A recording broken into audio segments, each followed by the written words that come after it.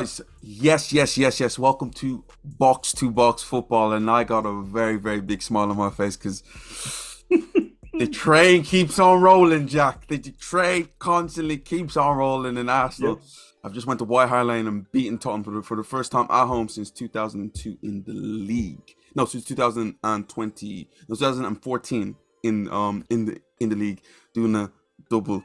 Being at home and the way, which is great. But let's just talk about the game that just happened. Arsenal win 2-0. Jack, how you feeling about this? Where did Arsenal win the game? Where did Tottenham lose this game? Like again, it's a team playing not a team. I think that's the biggest thing, and we talk about a lot about the mental side of the game and how much of a big impact that actually has. You like to talk about it a lot. Like it's the same players. Like okay, there's a couple key additions in certain places, but to turn it around like it's been turned around, to have the gap that they have above their competitors is not just down to Gabriel Jesus, Zinchenko. Do you know what I mean? I mean, obviously, centre-backs coming in as well, but like, these are not, you would necessarily say, the elite of the elite players that you've brought in. It's not because of the recruitment that this is this way. It's buying into a philosophy, it's a team ethic, it's a way of playing. And then you have Spurs. Again, we talked about this in a recent video with Conte. Like, James, this was their shot. We talked about it in the transition video. This isn't transition. This was their shot to try and win a league. This was, I think, pre-season, did I have Spurs finishing? I think I Spurs finishing third, maybe? Yeah, second. Like I had high hopes. It was Antonio Conte. Look at all these players they've brought in. It's all part of this whole thing. Best front three in the league, all that best stuff. Front three in the league, everything. This was Spurs' shot. 22-23 season was Spurs'. This is you shooting your shot, Spurs. Now, where are they now? Do you know who Spurs' next fixture is, James? Man City. It's not at the Tottenham Stadium either. It's at the Etihad, and they've just lost to Manchester United. So they're going to want to get back to winning ways, prove a point, do all this stuff. Spurs might be looking up at Fulham soon. They might be looking up at Brentford, at these kinds of teams soon. And that's where Spurs are at the moment. It was, like I say, it was a team versus not a team. And again, the stats, a lot of those shots that Spurs have taken at the end there, you can see that the shots and the possession, it's garbage time. It's garbage time. You and I have talked about this a couple of times, James.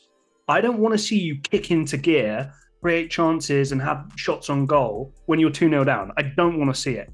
Show me that when it's 0-0.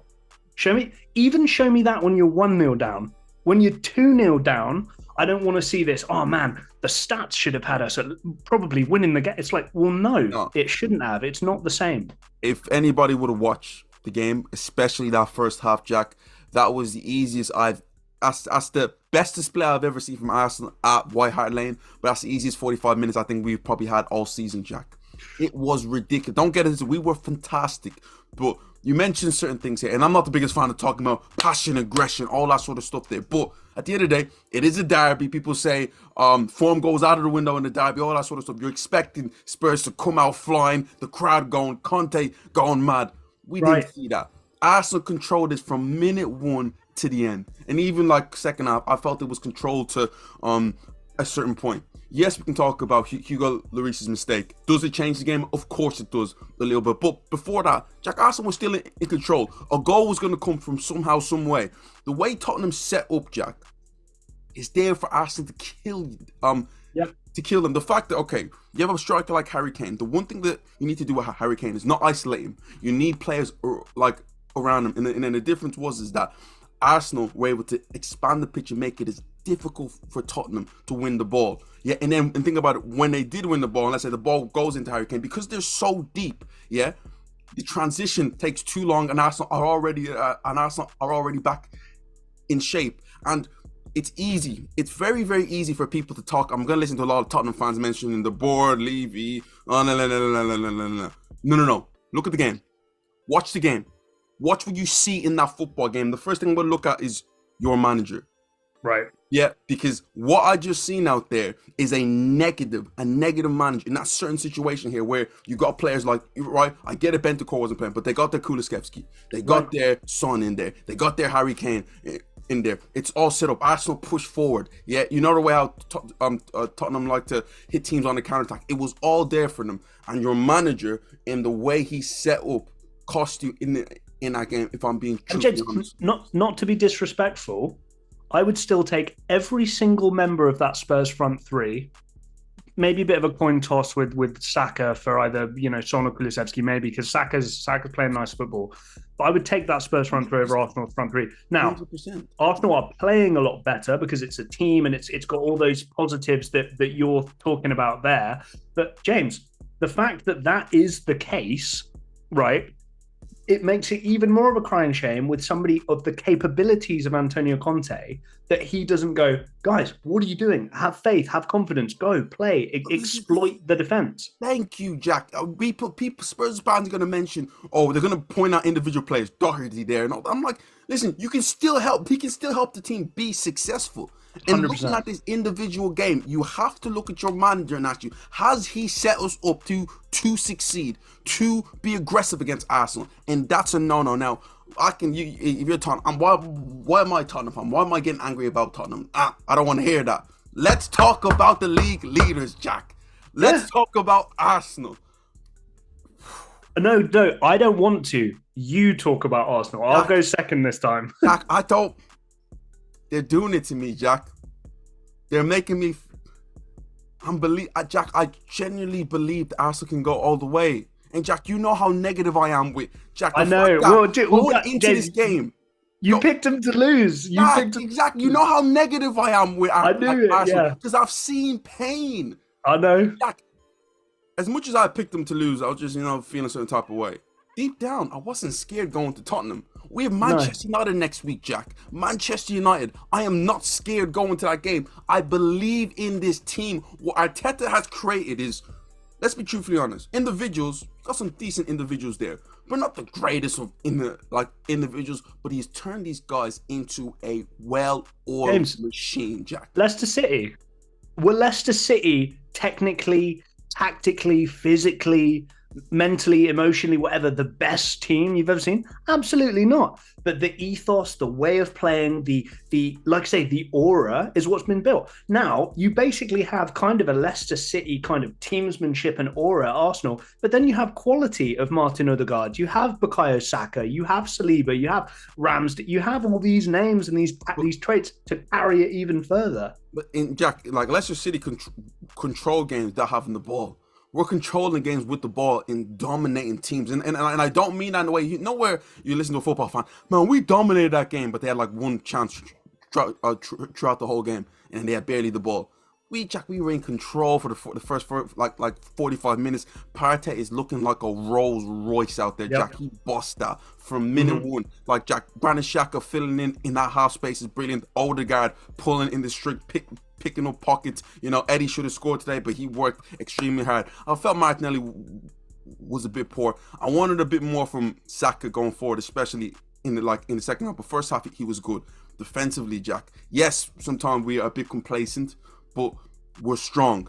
And but the right players are showing the right attitude. How many times down the Spurs left, the Arsenal right, did we see a wing back or a winger, accelerate and move with the ball? And how fast did we see Martin Odegaard react, sprint to cover the space? Whether he got there or not is neither here nor there. It doesn't matter, because your captain and somebody who's a number 10 who he doesn't have to do the defensive work. He's one of the attack. No, he busts a gut to get there. And that is a credit to him, because Martin Odegaard's great, but also to Mikel Arteta, to the coaching staff, and to just everything, the aura around Arsenal at the moment. It's great. And James, next weekend, in my view, these are the two. It's incredible. If you'd have told me this last season, I'd have said you were crazy. James, the best match in this league at the moment is Arsenal versus Manchester United. It feels like it's 2000 and whatever again, right? And also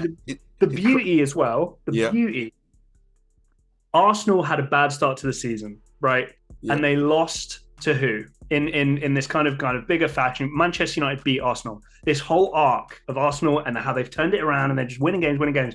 You could beat Manchester United and then it's plain sailing from there. Jack, just a few things. I want to big up Aaron Ramsdale. I think he made like 7 or 8 saves. Against Tottenham. Like, I don't get to, they weren't like outstanding saves, but he made me feel comfortable. He made big saves at big moments, and also I think the biggest thing for me as a goalkeeper is that yes, every goalkeeper is a good shot stopper. To me, it's what you do, commanding your area. You know, people playing out from the back, yeah, but to me, commanding the area from point of view of balls coming in. Every single time he came, collected, and was clean about it. He was, to me, the man of the match today. And I want to big up Mikel Arteta for something that a lot of Arsenal fans might not recognise. I want to big up Mikel Arteta from the point of view of like the players' discipline. If you remember last season or like the season before that, Arsenal used to get like 4 or 5 red cards throughout the season. Jack, there was one stint during the pandemic here where like we went 3 red cards in a row. This season, our discipline has been fantastic, and we have not have a red card. This is a situation here against Tottenham where fans are a little bit heated. Richarlison's come on, he's trying to cause havoc from the point of view. He's not Christian trying to play Romero. football, you know. Right. Like, we're not getting stuck into that stuff. Even Granit Xhaka, for all the madness that like he's done, he has a cool, calm head, and big up Mikel Arteta from that, because that was to me the biggest downfall for Arsenal on so many occasions. I'll take it back to the Man City game where we bossed Man City for 45 minutes, yeah, and we're in control. Gabriel gets sent off and all hell breaks loose, and then we lose 2-1. So the discipline of this football team is sensational, Jack. And we're seeing his growth, James. I don't think Mikel Arteta as a coach, his ability as a coach was ever in doubt. Mikel Arteta's ability to develop players, I think, has always been fantastic. I think even without doing badges, without any time in the saddle, I think Mikel Arteta could have been a great coach. Just plucking him out of Everton or plucking him out of Arsenal and throwing him in just to teach some people. I think he would improve players without any of that kind of background. He's now doing that. But James, we're seeing the manager side of things come through now. We're seeing the setup. We're seeing the changes during the game, the team talks. We're seeing the whole package now kind of create itself. And again, all that stuff about your first manager job in your life, you're managing Arsenal, what the hell? And the criticism and all the stuff he's had to do. We're seeing growth and we're seeing development of him as a all-round football manager. Yeah, that's what's impressive. Yeah, I'm glad you said that. Let me give you something right now. A little gem. Mikel Arteta has always been a great coach. Right. Yeah. Right. A great coach from the point of view of technical, tactical detail. He done it under Manchester City. He was brilliant at that. Even like even during his time as a player for Arsenal, Jack, you can see Tom Brady's talked to Arspeger tactically and technically as a coach, very good. Yes. He's now turning himself into a very good manager. And leader of men. Everything around that. Yes. Being able to lead men, being able to deal with situations, being able to change games in like different moments, in like, let's say when his team suffer, having having the ability to see his team suffer and get through those tough times. We're seeing the growth of not just Arsenal right now, of Mikel Arteta. Everything that we wanted to come to fruition, it finally is coming to fruition. And James, what's the beauty of having a manager who is complete and has all those boxes, right? What's the beauty? Players come in, and if they disrupt that, they go. And if they are on board, they add to the culture, they improve the culture, and it's just this cycle. You know, again, Sir Alex Ferguson is the great example of this. Wenger too, actually. Let's use Wenger because of Arsenal. The longevity. If players came in and they worked and it was a good fit and things were going well, he added to what he was trying to do. It benefited to that across the board. Now it's less about, I want to get my own players in and stuff. It's like, no, this is your team. This is your team. We're just going to back you and run with it. Go, go, go. Arsenal deserve a lot of credit. These two teams, talent-wise, James, there's no gap at all. And like I say, if we're doing a combined 11, there's a hell of a lot of Spurs players who make that team.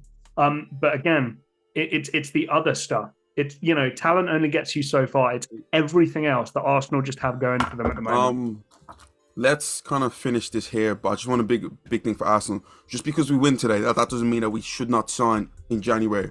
We are 1 or 2 injuries away from everything collapsing. So I don't think we need to rest on our laurels here. Arsenal, get that checkbook out. Sign 1 or 2 players. Yes, we missed out on Mudryk. It is what it is there. Arsenal, are 8 points clear at the top, Jack. Nearly come to the halfway Also, stage. go check out our video on Mudryk as well. Please, guys, go do that. All right. Yeah, obviously. Tottenham fans, Arsenal fans, let us know what you think. Tottenham fans, let me hear about. Oh, I want to hear Daniel Levy, the board, everything like that, because they're not going to mention Conte at all. Arsenal, can we go all the way? Let us know. Comment down below, like, share, and subscribe. Very, very much so. Subscribe, guys. Thanks for watching. This is Box to Box Football, and we'll see you soon.